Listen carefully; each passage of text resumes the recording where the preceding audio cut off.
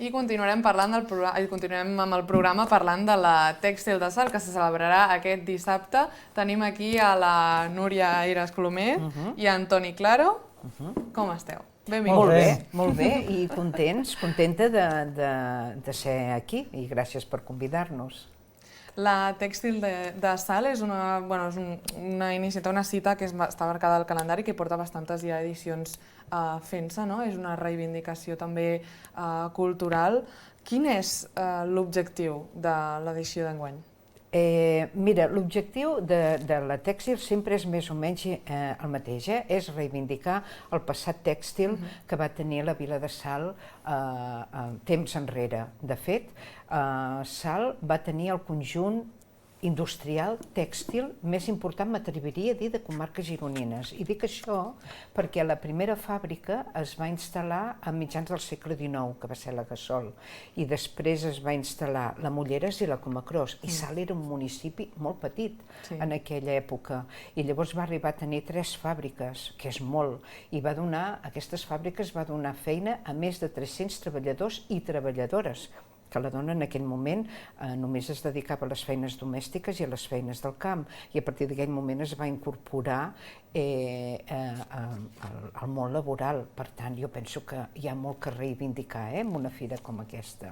És bàsicament això.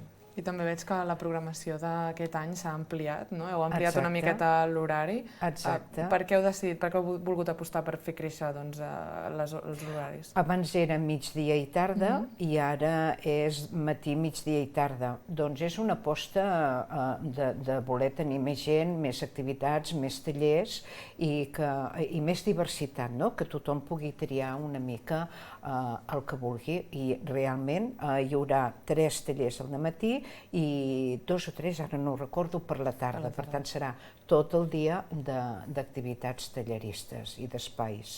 I també col·laboreu també amb moltes botigues així de roba, feu una passarel·la al final. Toni, com gestiones aquesta feina? Com fas perquè pugueu equilibrar la proposta comercial de les botigues amb el que és la imatge de la passarel·la? Com ho fas? Nosaltres, com a organitzadors de la desfilada, la primera cosa que fem sempre és agrair a l'Ajuntament de Salt aquesta aposta que fan cada any i que cada any es va reafirmant. De fet, l'any passat amb la desfilada ja hi va haver-hi també un canvi a l'hora de, el que és el format, però perquè hi capigués més gent, perquè realment és que cada vegada ve més gent.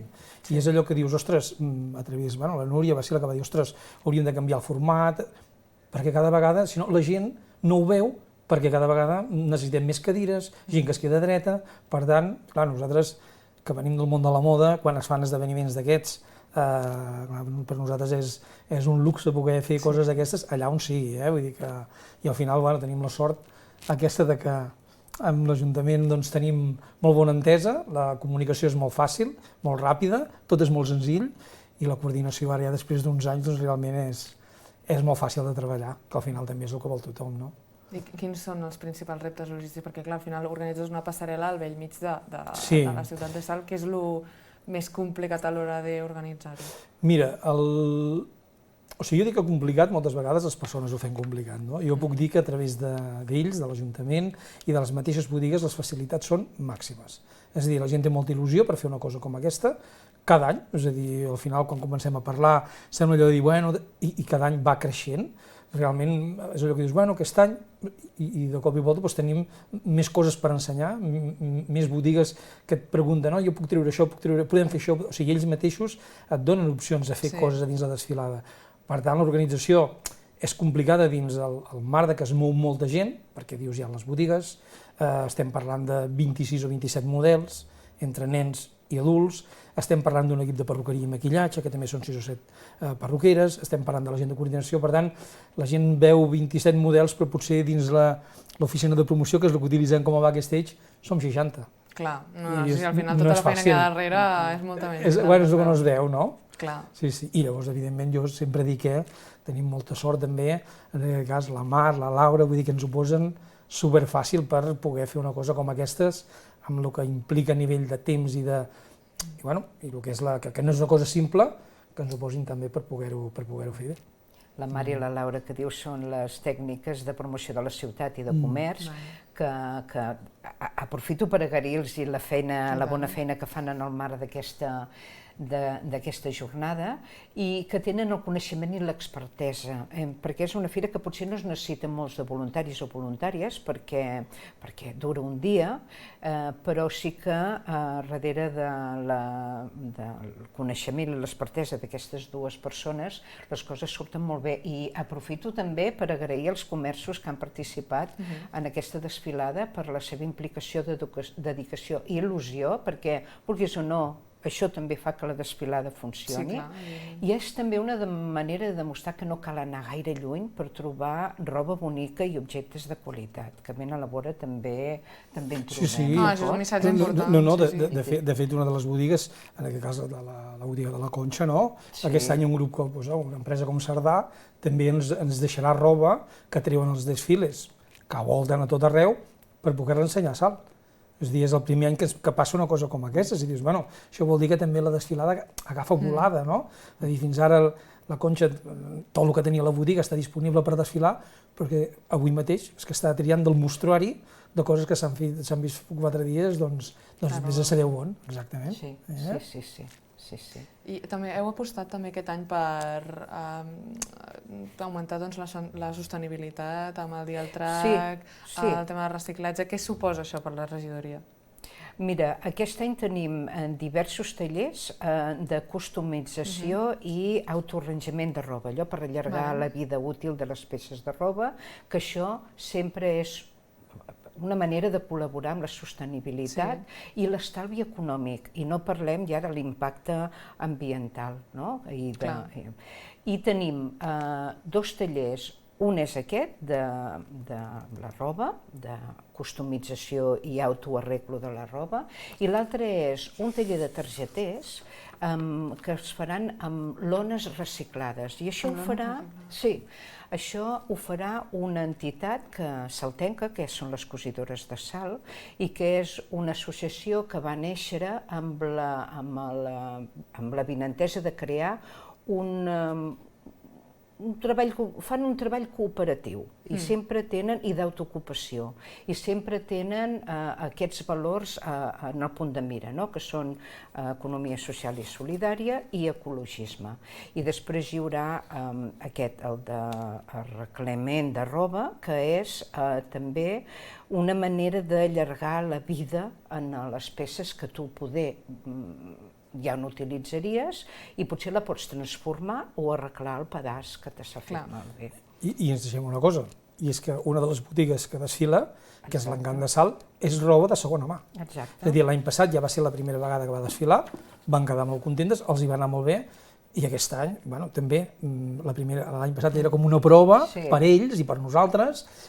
Aquest any ja els processos, els protocols, vull dir, ens ho han posat tot molt fàcil, i és roba de segona mà.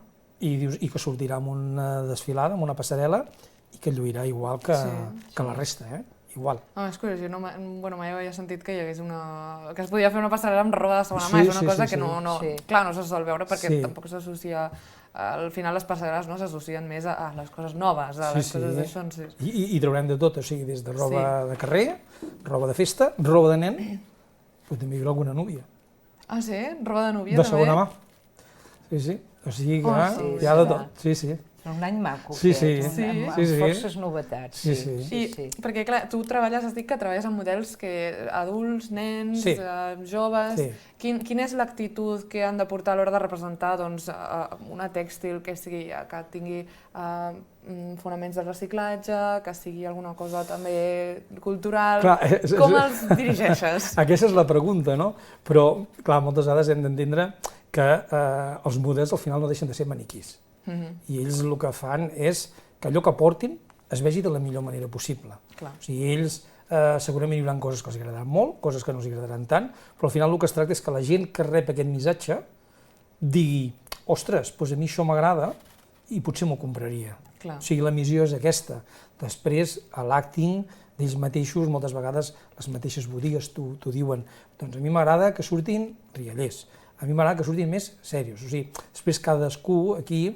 Sí, més guies segons el que vol cada botiga. Exacte, cada botiga, el que vol transmetre a nivell de la roba també que ven, no? Quan parlem de grans marques, no és el mateix fer un desfile per Desigual que fer un desfile per Chanel. Segurament l'actitud dels clients, dels models, varia en funció de la roba que està entre ells. Llavors això ens ho marca una mica les botigues. Però per la resta el que es tracta és això, és que sobretot es vegi bé i que la gent al final tingui, a part de veure un show, perquè estem parlant d'un show integral, de fet també tenim l'escola de dansa de Salt, el Nou Espiral, que aquest any també ballarà amb diferents números de ball i de música, i que dius és una manera de fer també un show més integral, no allò de dir, anem a veure moda, anem a veure una cosa, perquè al final hi ha gent que li interessa la moda, però potser hi ha altra gent que li interessa la música o altra gent que li interessa la dansa.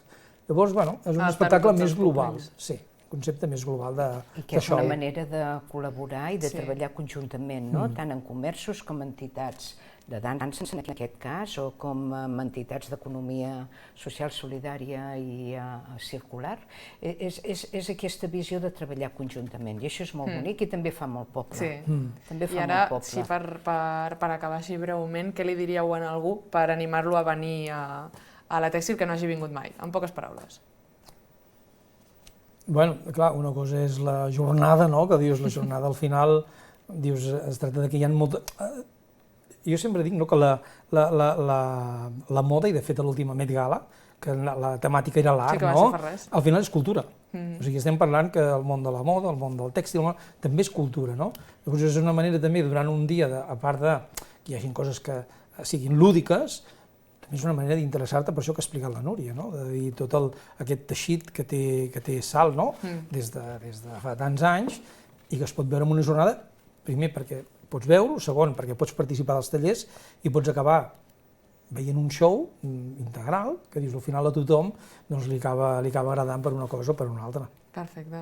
Doncs moltes gràcies. Gràcies. Gràcies a vosaltres. Jo m'agradaria parlar més, però ja s'ha tot tenim el temps que tenim, ho sabem. Doncs moltes gràcies, Núria i Toni, per haver vingut i per explicar-nos aquesta jornada.